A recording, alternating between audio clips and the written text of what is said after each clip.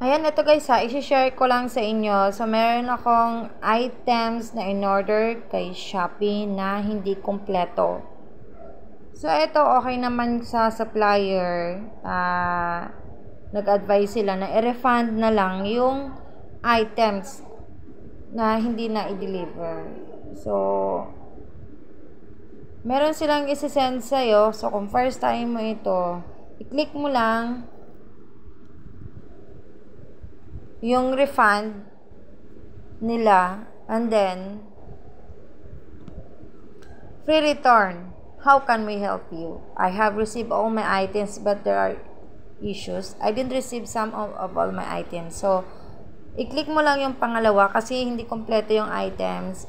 Actually, dalawa lang yung in-order ko. So, isa lang yung hindi na i-deliver. So, ito yung hindi na i-deliver. So, yun lang i-click natin and then proceed tayo sa next. So, ito yung mga reason nila. So, missing part of the order. Ayan. Refund only. Okay, so refund only tayo.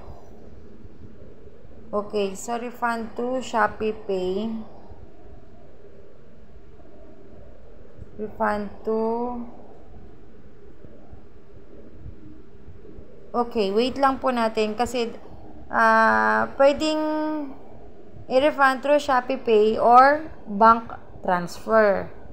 So, yun lang yung pwede nilang i-refund sa'yo. So, kaka-apply lang natin sa Shopee Pay at hindi pa natin alam kung ma-approve tayo doon. Okay, so automatic kapag meron ka palang Shopee Pay wallet, automatic nagda-direct na siya sa Shopee Pay, 'di ba? So okay lang siguro para sa akin take a photo. Ayan, so meron pa siyang hinihingi dito. Clear photo is showing the parcel receipt and products. Pwede rin video, pwede rin photo. So, hindi na siya mag-click sa bank. Papalitan ko sana. So, no choice na tayo. So, Shopee Pay na lang po ang gagamitin natin. So, worth 115 na refund amount natin. So, ito meron akong video na katunayan na one item lang yung na-receive natin.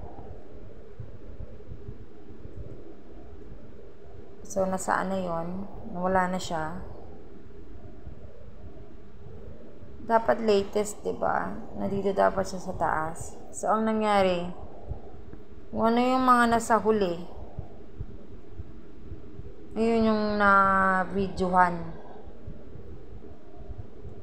Okay, wait lang tayo, guys.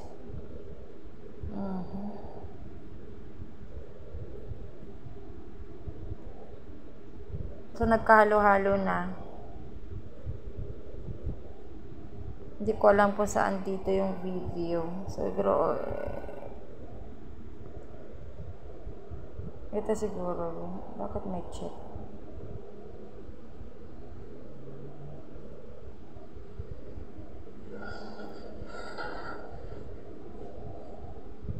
Ayan. So, ito yung items na na-receive natin.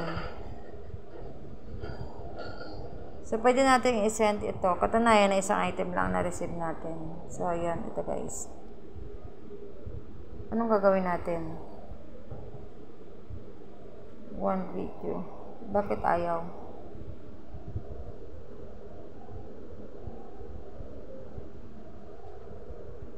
So, add photo na lang tayo. So, medyo komplikado. Ito na lang. Ayan. So, check. Ayan yung wala. Diba?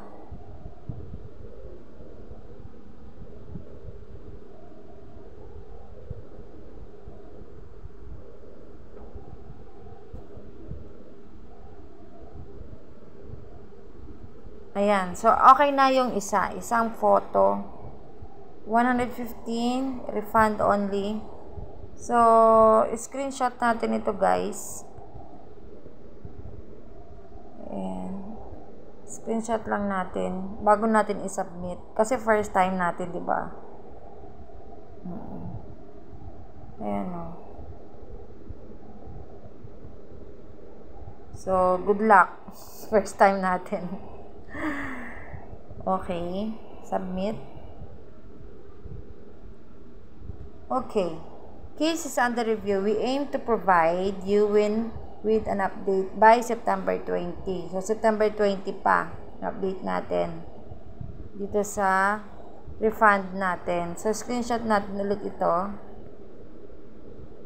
So, refund to Shopee Pay. Requested at. Okay.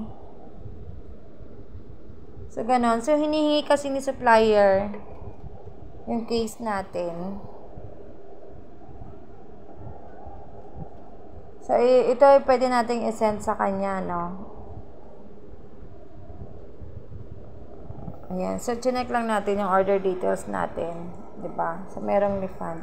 So, punta tayo doon kay supplier.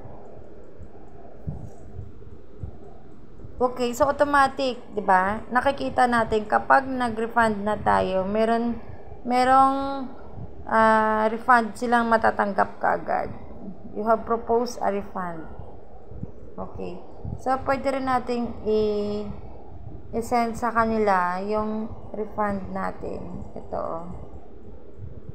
Nag-request tayo ng refund.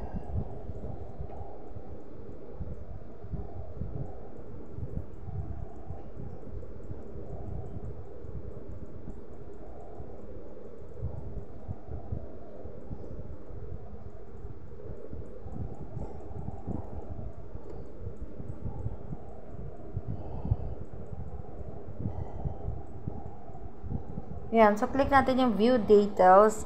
Click nila ngayon yung view details. Yan. Automatic. Diba? Lalabas din yung refund amount na ni-refund mo. Okay. So, at least, nag-screenshot na rin ako. Katunayan. So, ganun lang guys ang gawin natin, kapag may nare-refund. Hindi agad-agad. Ibabalik kay rider. So, merong proseso. Punta ka talaga kay contact seller, 'di ba? So, ang gagawin mo lang para hindi ka mahirapan, layain ka pupunta doon sa receive, 'di ba?